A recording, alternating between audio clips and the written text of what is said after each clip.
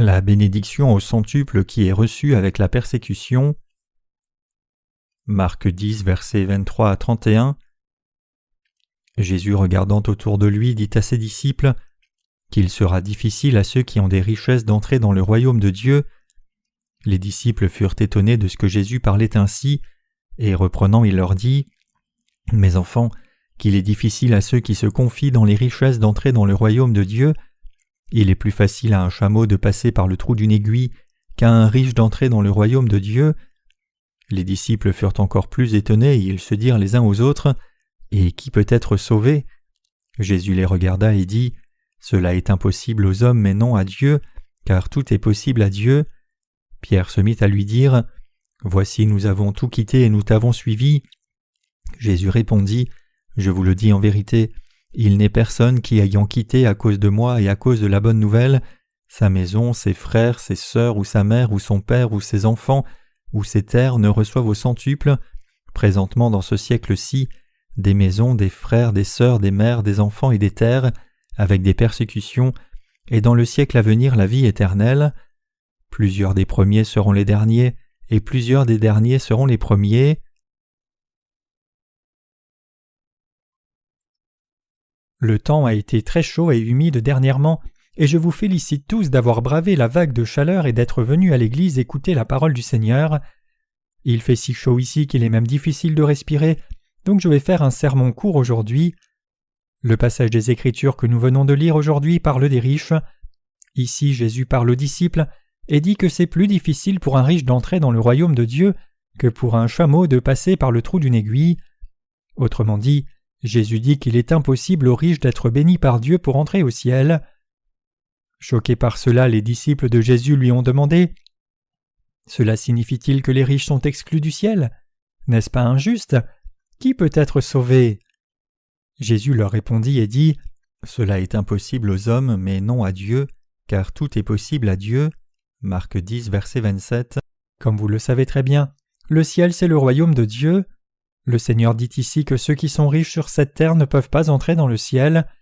Qu'est-ce que ce passage signifie réellement ? Signifie-t-il seulement que tous les gens riches de ce monde sont destinés à l'enfer juste parce qu'ils sont riches ? Non, ce n'est pas ce que le passage signifie. Plutôt, ce passage signifie que si le cœur de quelqu'un est fixé seulement sur cette terre, c'est-à-dire sur les richesses de ce monde temporaire qui est visible aux yeux, alors l'âme de cette personne est pleine de péchés et donc elle ne peut pas entrer dans le royaume de Dieu.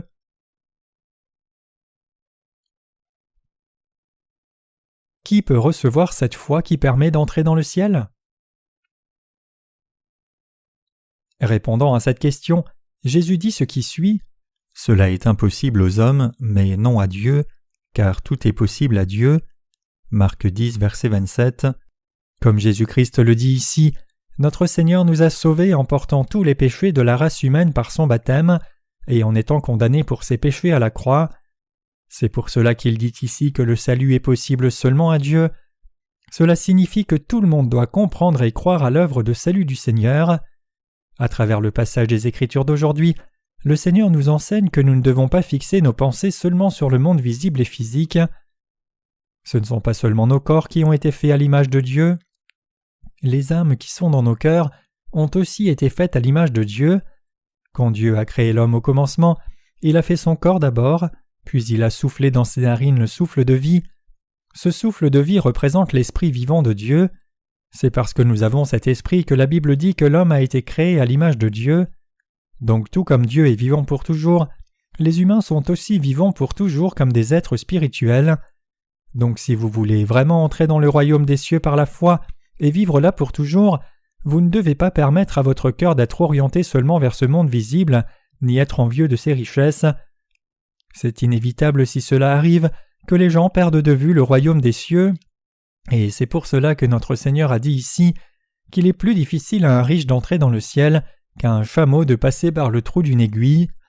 Le Seigneur a donné l'évangile de l'eau et de l'esprit à tous pour que tous puissent entrer dans le royaume de Dieu, riches ou pauvres, car il veut sauver tout le monde du péché. Il veut remettre tous les péchés de ceux qui écoutent la parole de Dieu au lieu de fixer leurs pensées seulement sur ce monde, comme ses richesses charnelles et matérielles. C'est pour cela qu'il nous a sauvés parfaitement de tous nos péchés par son œuvre de salut, en étant baptisés et crucifiés à mort. Dieu nous a ainsi donné la possibilité d'entrer dans son royaume par notre foi dans ce salut qui a été accompli par Jésus-Christ. En fait, toute parole de Dieu, y compris l'œuvre de salut du Seigneur, est contenue dans l'évangile de l'eau et de l'esprit. Mais tristement trop de chrétiens dans ce monde sont encore intéressés par la prospérité matérielle seule, même s'ils prétendent croire dans la justice de Dieu et faire son œuvre. Bien que la parole du Seigneur n'ait rien à voir avec leurs soucis charnels, ces gens ne peuvent pas rejeter leur envie du monde. Même si ces gens sont complètement ignorants de la justice de Dieu, ils sont pleins d'envie pour la prospérité charnelle et matérielle. Puisque ces chrétiens de nom sont seulement intéressés par leur prospérité matérielle, leur foi n'est pas placée dans la justice de Dieu, mais ce n'est rien de plus qu'une simple envie. Donc vous devez être particulièrement prudent envers quelqu'un qui prêche comme suit. Vous pouvez aller au ciel seulement si vous servez Jésus fidèlement et lui donnez beaucoup d'argent. C'est alors seulement que vous pouvez être sauvé par Dieu. Ces sermons ne sont pas les enseignements authentiques basés sur la parole de Dieu. Ces sermons sont donnés juste pour dérober l'argent de l'assemblée. Notre Seigneur est le Seigneur de justice, qui n'a rien à voir avec de tels faux prédicateurs. Le Seigneur a fait non seulement ce monde présent qui est visible à nos yeux, mais aussi le domaine invisible du ciel. Donc la parole des Écritures est fondamentalement éloignée de nos affaires charnelles.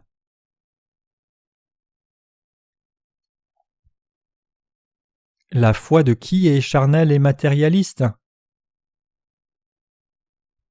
Ce sont les gens charnels qui sont un Dieu selon leur propre pensée et prient ce Dieu de leur propre fabrication de les bénir, essayant de s'assurer la prospérité matérielle par là. En d'autres termes, ils créent des religions pour leur propre prospérité matérielle par désir de jouir d'une vie riche. C'est la motivation fondamentale de tous les gens religieux de ce monde. Finalement, ces gens religieux recherchent juste leur prospérité matérielle. Pour ces gens qui ne s'intéressent qu'aux richesses de la terre au lieu de la justice de Dieu, il est absolument impossible d'entrer dans le royaume de Dieu. Donc tous ceux qui pensent ou disent que vous pouvez recevoir beaucoup de récompenses de Dieu seulement si vous avez des trésors dans le royaume de Dieu, en donnant beaucoup d'argent à leur Église, sont des menteurs. Ces prédicateurs insistent sur le fait qu'on doit donner beaucoup d'argent pour entrer au ciel, plutôt que d'exhorter leur communauté à croire et prêcher la justice de Jésus. Dans une Église dirigée par un tel dirigeant, quiconque donne beaucoup d'argent reçoit automatiquement beaucoup de respect, et nos médiacres ou même anciens. Les chrétiens du monde aiment quand on leur donne un titre, et ils sont appelés anciens un tel et diacres un tel, et une fois qu'ils reçoivent ces titres, ils deviennent arrogants et essayent de se mêler des affaires de l'Église disant à voix haute « Cette Église ne pourrait même pas fonctionner si j'arrêtais mes dons. Si je n'avais pas donné 100 000 $, comment l'Église aurait-elle pu acheter ce bus ?» La foi de ces chrétiens de nom n'est pas authentique mais seulement religieuse, et leur fin ultime c'est l'argent en soi. Ces gens ne peuvent pas découvrir la justice de Dieu même s'ils ouvrent la Bible et lisent la parole de Dieu. Notre Seigneur ne s'intéresse pas à ces gens faux. Ce n'est pas de ce monde temporaire dont le Seigneur parle, mais c'est du domaine de la justice de Dieu. Dans le passage des Écritures d'aujourd'hui, le Seigneur dit que ceux qui s'intéressent à leur propre prospérité matérielle seule, s'appuient sur leur propre argent et essayent d'aller au ciel en donnant leurs possessions matérielles à Dieu, ne peuvent pas entrer dans son royaume. Il a dit clairement ici que l'on atteint le royaume des cieux seulement en croyant dans la justice de Dieu, non en offrant des richesses de ce monde. Comment Dieu a-t-il accompli sa justice? La Bible dit en Jean 3, verset 16 « Car Dieu a tant aimé le monde qu'il a donné son Fils unique, afin que quiconque croit en lui ne périsse pas, mais qu'il ait la vie éternelle. » Comme le dit ce passage, Dieu le Père a sauvé la race humaine entière de tous ses péchés, en envoyant son Fils sur la terre et lui faisant prendre tous les péchés de l'humanité, en étant baptisé par Jean-Baptiste, mourant à la croix et ressuscitant des morts après 3 jours. C'est l'évangile de l'eau et de l'esprit, l'œuvre juste même que Dieu a accomplie pour nous. Il proclame que Jésus-Christ a expié tous nos péchés en venant sur la terre, en étant baptisé, en mourant à la croix et en ressuscitant des morts, et Dieu nous a donné la possibilité d'entrer dans le royaume des cieux par notre foi dans cet évangile. Avons-nous tout perdu pour suivre le Seigneur? Il est écrit en Marc 10, verset 28, « Pierre se mit à lui dire, « Voici, nous avons tout quitté et nous t'avons suivi. » Pierre était effectivement pêcheur de profession. En ce temps-là, la pêche était considérée comme un bon emploi, comme cela apportait une source de revenus stable. De plus, un bateau de pêche équipé correctement demandait au moins que 5 ou 6 hommes travaillent, et donc cela générait assez d'emplois pour embaucher toute une famille et parfois même des proches ou voisins. Simplement, Pierre avait un emploi stable qui lui permettait de pourvoir aux besoins de sa famille et de vivre une vie confortable. Mais un jour, en marchant le long de la côte de la mer de Galilée, Jésus a vu Pierre et lui a dit « Suivez-moi et je vous ferai pêcheurs d'hommes » Matthieu 4, verset 19. À cette époque-là, Jésus avait 30 ans et Pierre était un homme d'une quarantaine d'années, avec les cheveux qui commençaient à griser. Mais en entendant ces paroles du jeune Seigneur qui disait de le suivre, Pierre a abandonné non seulement son bateau, mais aussi sa famille pour le suivre. Pierre avait tout laissé pour suivre Jésus.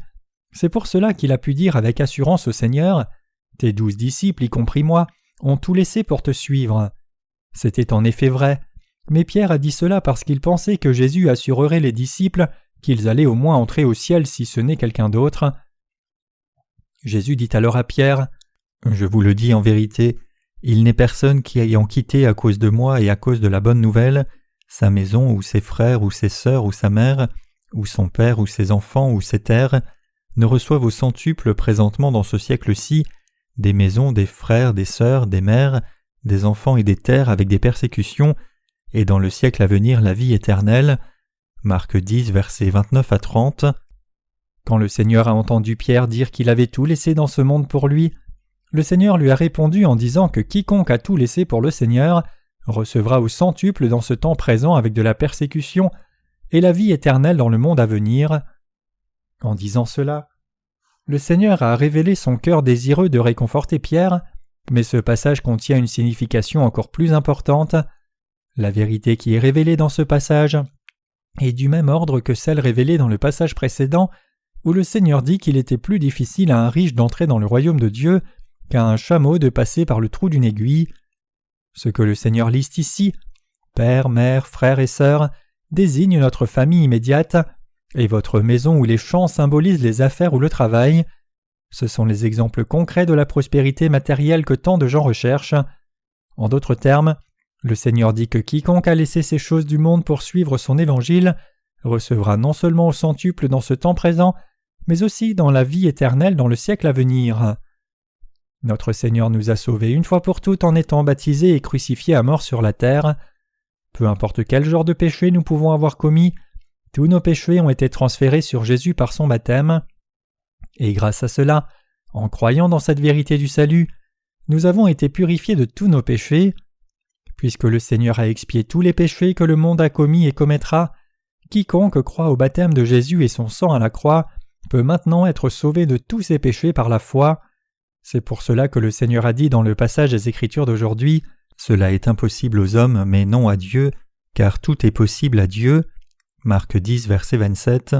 Cependant, ceux qui poursuivent encore seulement la prospérité matérielle pour satisfaire leurs désirs charnels, plutôt que de croire dans l'évangile de l'eau et l'esprit que le Seigneur leur a donné, ne peuvent ni recevoir la bénédiction d'entrer au ciel, ni obtenir leur salut. Ce que le Seigneur dit à Pierre a été dit pour nous rappeler cette vérité du salut. Notre Seigneur dit que ceux qui s'abandonnent leurs propres biens matériels pour suivre le Seigneur, c'est-à-dire ceux qui mettent de côté leurs attaches à leur famille, travail et richesse, recevront la vie éternelle, mais en même temps il dit aussi qu'ils recevront de la persécution en chemin. Cela signifie qu'il est inévitable pour nous de voir la persécution quand nous croyons et suivons la justice du Seigneur. En effet, beaucoup de sacrifices doivent être faits pour croire dans l'évangile de l'eau et de l'esprit que le Seigneur nous a donné et suivre sa justice. Jésus nous a sauvés de tous nos péchés une fois pour toutes en venant sur cette terre, étant baptisé, mourant à la croix et ressuscitant des morts. Et si nous voulons vraiment croire dans cette vérité du salut, alors nous devons payer un prix de la foi. Pour avoir la foi de la justice et la suivre, nous devons parfois abandonner toutes les attaches que nous avons à nos familles, et parfois nous devons perdre nos possessions matérielles. Pour croire dans la vérité du salut donné par Dieu et le suivre complètement, en d'autres termes, nous devons être volontaires pour perdre toutes ces choses. Par exemple, disons qu'il y a une famille dont chaque membre suit une religion différente. Certains sont chrétiens et fréquentent différentes églises de différentes dénominations, et certains sont bouddhistes. Disons maintenant que l'un d'eux entende l'évangile de l'eau et de l'esprit, la vraie parole de Dieu, et que cette personne ait compris et cru dans cet évangile. Mais quand cet homme regarde autour de lui, Il voit non seulement sa mère, son père, sa femme et ses enfants qui sont liés par une foi religieuse de ce monde, mais aussi ses amis et ses connaissances du travail emprisonnés dans les fausses religions. Puisque la vérité du salut c'est l'évangile de l'eau et de l'esprit, et que tous ceux qui sont autour de lui croient quelque chose d'entièrement faux, cet homme serait désolé pour eux et ressentirait de la pitié. Cependant, loin de l'écouter, ces gens rejettent l'évangile de l'eau et de l'esprit. Les membres de sa propre famille s'opposent à lui en disant « Si tu insistes pour croire dans cet évangile dont tu parles, n'essaye même plus de rentrer à la maison, cessons nos relations de famille ici et maintenant. » Par conséquent, cet homme est exclu de sa propre famille, explicitement ou implicitement.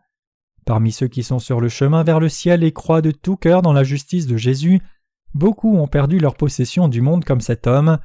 En particulier, beaucoup d'entre nous sommes devenus étrangers à nos parents, frères, sœurs et relations, et certains ont souffert aussi de pertes financières. Puisque ces gens s'opposent à l'évangile de l'eau et l'esprit, si nous continuons d'être avec eux, nous ne pouvons pas suivre le Seigneur complètement par la foi, et c'est pour cela que nous ne pouvons pas être avec eux. Si nous nous mettons de leur côté, il nous est impossible de défendre l'évangile de l'eau et l'esprit donné par Dieu et de le prêcher dans nos vies. L'apôtre Jean a dit « N'aimez point le monde ni les choses qui sont dans le monde. Si quelqu'un aime le monde, l'amour du Père n'est point en lui. » 1 Jean 2, verset 15. En d'autres termes, le monde ou les choses de ce monde, c'est-à-dire notre propre famille ou l'argent, peuvent parfois être un obstacle qui nous empêche de vivre notre foi et de croire dans la vérité du Seigneur. Mais le Seigneur nous a dit de tout abandonner pour lui, et aussi de supporter la persécution qui vient du monde à cause de notre consécration à Dieu. Il a dit que c'est alors seulement que nous pouvons pleinement croire et suivre la vérité du salut, proclamant que Jésus nous a sauvés par son baptême et son sang à la croix.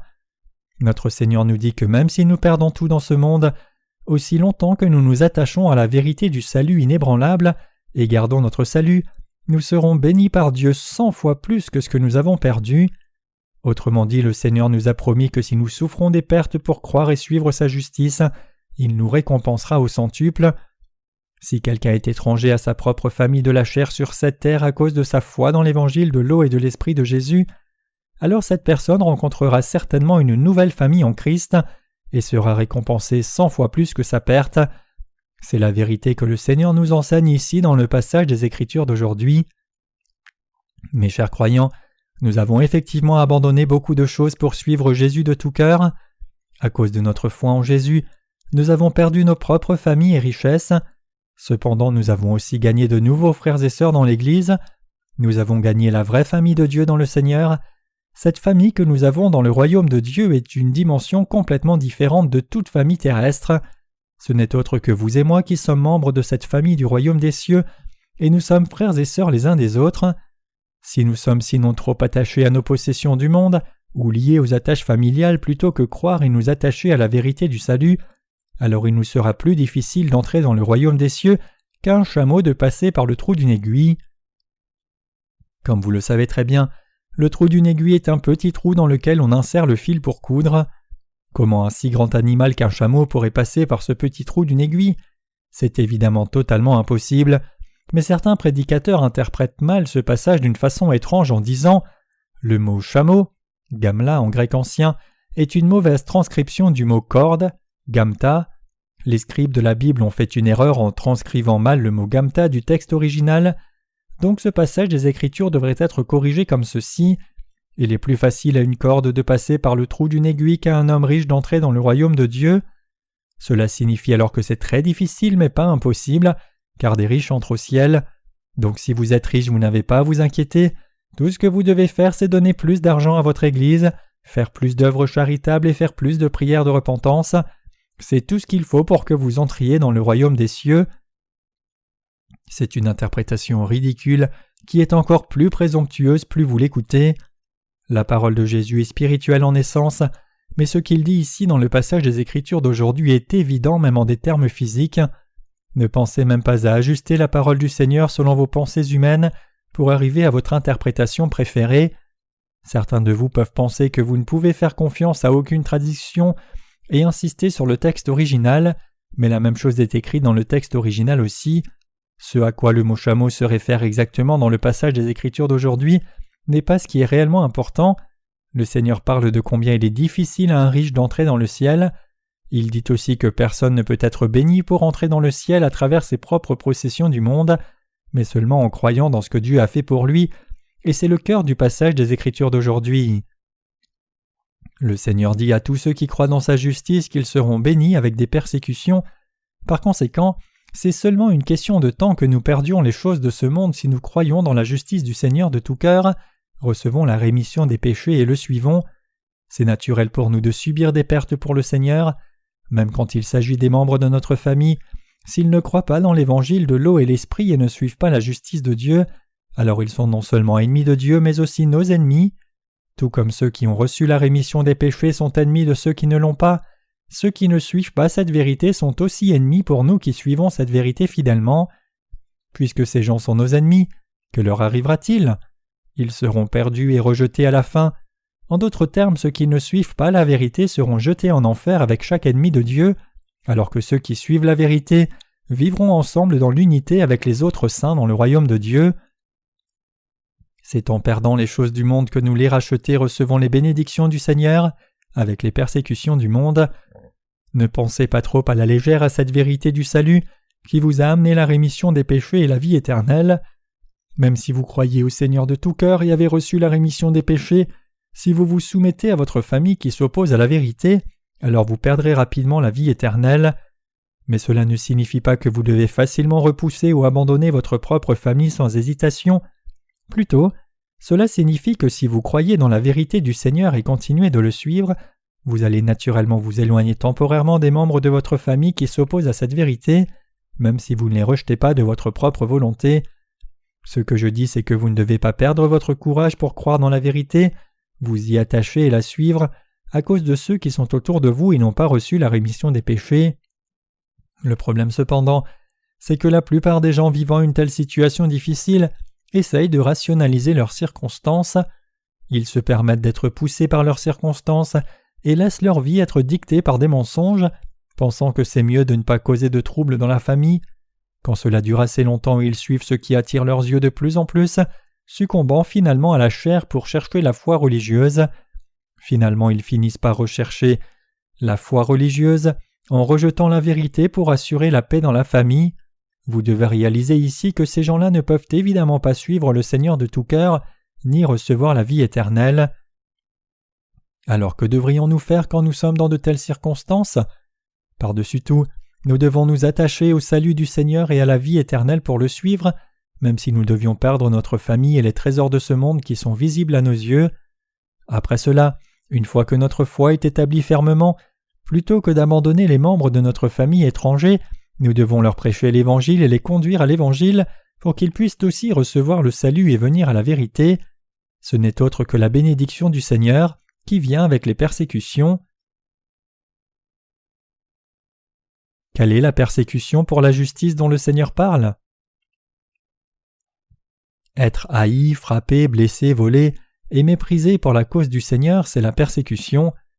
Entendre les autres dire à notre sujet ce qui suit, c'est être persécuté. Cet homme était une personne décente avant de rencontrer Jésus et de commencer à fréquenter cette église, mais depuis il est devenu pire. Tout ce qu'il fait maintenant, c'est prêcher l'Évangile. Il était si amical auparavant, mais maintenant il est si distant. C'est ainsi que nous serons persécutés, mais après avoir reçu la rémission des péchés en croyant dans l'Évangile de l'eau et de l'Esprit, cela ne compte pas. Nous faisons face à la persécution de nos propres familles, amis et tous ceux qui sont autour de nous. Cependant, il y a quelque chose de merveilleux que nous recevons avec cette persécution, et ce n'est autre que le salut de nos âmes, c'est-à-dire la vie éternelle. Vous n'avez pas besoin de penser à la vie éternelle de façon trop compliquée. La vie éternelle signifie littéralement vivre pour toujours, et c'est ce qui est écrit dans le texte original. Il s'agit de vivre heureux pour toujours sans aucune imperfection, plein de joie éternelle. Ce qui attend finalement les justes, qui sont persécutés dans ce monde, c'est la vie éternelle que nous recevrons du Seigneur. Ils vivront tous heureux pour toujours dans le royaume de Dieu. Donc alors que nous croyons dans la justice du Seigneur, il n'y a pas besoin de nous sentir mal même si nous sommes persécutés. La Bible dit que ceux qui essayent de sauver leur vie périront, et ceux qui abandonnent leur vie vivront. Parfois nous nous sentons tiraillés entre le besoin de suivre la vérité et le besoin de prendre soin de nos familles, pensant en nous-mêmes Je suis persécuté à cause du Seigneur et sa vérité. Je sais que je devrais tout faire pour prendre soin de ma famille, mais je négligeais cela pour suivre la vérité, et les propres membres de ma famille me méprisent à cause de cela.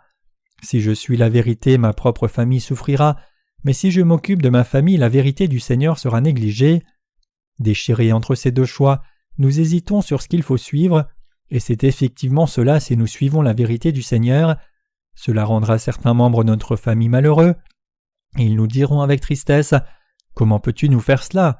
Notre famille était si harmonieuse, mais depuis que tu as cru en Jésus, les liens qui unissent cette famille sont tout défaits. » Mais même si vous êtes persécutés comme cela, vous devez toujours suivre le Seigneur sans vaciller. Que se passera-t-il alors ? À la fin, vous sauverez votre famille dans la chair. Ce n'est pas les abandonner. Comme Dieu est plein d'amour, il ne nous aurait jamais dit d'abandonner nos propres familles. Dieu nous a promis que si nous sommes sauvés et suivons le Seigneur en nous confiant dans sa vérité par-dessus tout, alors même si nous sommes persécutés par ce monde, Dieu nous donnera une nouvelle famille et de nouveaux champs au centuple. Que sont les champs ici ? Ils désignent le lieu de travail où nous pouvons faire l'œuvre de Dieu, et ce lieu de travail se trouve dans l'Église de Dieu, où nous pouvons faire l'œuvre de Dieu librement. Ceux qui laissent toutes les choses du monde pour suivre le Seigneur verront certainement leur foi se fortifier pour être solides comme le roc. Ils s'armeront de foi dans leur travail, et ils sauveront finalement leur famille qui n'a pas encore été sauvée. Ils conduiront leur famille dans la chair dans le domaine du salut. De plus, ils conduiront non seulement leur propre famille à recevoir la rémission des péchés, mais aussi tous les autres. Le Seigneur dit qu'il nous donnerait des champs au centuple. Cela signifie que l'influence de nos activités sera élargie à ce point. Il dit aussi que nous serions bénis corps et esprit, donc nous n'avons pas besoin d'avoir peur d'être persécutés dans ce monde. Puisque nous avons les bénédictions promises du Seigneur, il n'y a pas de raison d'hésiter à recevoir la rémission des péchés par la parole du Seigneur et de le suivre par la foi. Regardons au dernier verset du passage des Écritures d'aujourd'hui. Le Seigneur dit ici en Marc 10, verset 31, « Plusieurs des premiers seront les derniers, et plusieurs des derniers seront les premiers. » Que signifie ce passage ? Il signifie que ceux qui ne se sont pas libérés des liens de leur famille non sauvée vont finalement être les derniers spirituellement, même s'ils ont reçu la rémission des péchés d'abord, et peu importe depuis quand ils ont cru au Seigneur. Par contre, ceux qui croient dans cette parole de vérité même depuis peu, mais la suivent fidèlement seront premiers spirituellement. C'est ce que signifie ce passage. Ceux qui croient de tout cœur dans la parole de Dieu, la vérité du salut, ceux qui vivent par la foi unis à l'Église devant tous les autres, ceux qui élargissent le niveau de leurs activités par la foi, et ceux qui commencent une nouvelle vie par la foi, ce sont ces gens-là qui sont devenus les premiers. Ce sont nos prédécesseurs dans la foi qui marchent devant nous. Par hasard, parmi nos saints qui ont reçu la rémission des péchés récemment, y a-t-il quelqu'un qui, en voyant beaucoup de prédécesseurs dans l'Église, veut être au front aussi pour guider les autres saints ? Le moyen de le faire n'est pas si difficile, c'est même plutôt simple. Vous pouvez surpasser tous les autres en un rien de temps si vous croyez juste dans la parole de Dieu et suivez le Seigneur par la foi au lieu d'être liés par vos attaches du monde. Ceux qui croient et suivent le salut donné par Dieu plutôt que d'être attirés vers la prospérité matérielle ont reçu la vie éternelle du Seigneur et les persécutions. Avec la persécution, ils sont venus dans l'Église et ils ont trouvé un lieu pour faire l'œuvre de Dieu. Nous devons nous rappeler qu'il est inévitable que tous ceux qui sont bénis par Dieu voient des persécutions d'abord. Même après avoir reçu la rémission des péchés et être venus dans l'Église, et même s'ils vivent par la foi sous la direction de l'Église. Et nous ne devons pas avoir peur de ces persécutions, même si c'est un combat immense pour nous de porter les persécutions, nous devons penser que ces persécutions sont portées pour la cause de l'Évangile de Dieu, pour être unis au Seigneur. En d'autres termes, nous devrions embrasser les persécutions volontairement, sachant que Dieu nous permet d'être persécutés ainsi pour être bénis au centuple.